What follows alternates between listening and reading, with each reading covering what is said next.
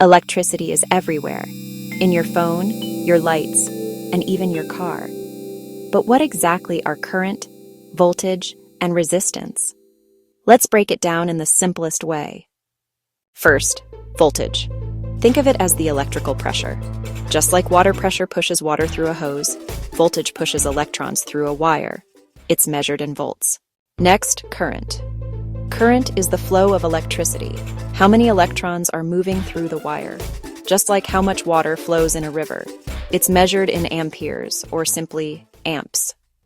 And finally, resistance.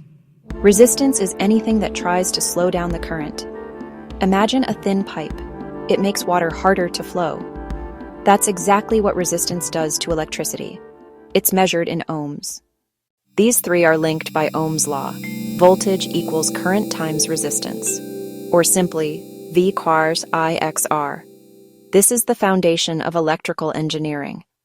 So remember, voltage pushes, current flows, and resistance opposes.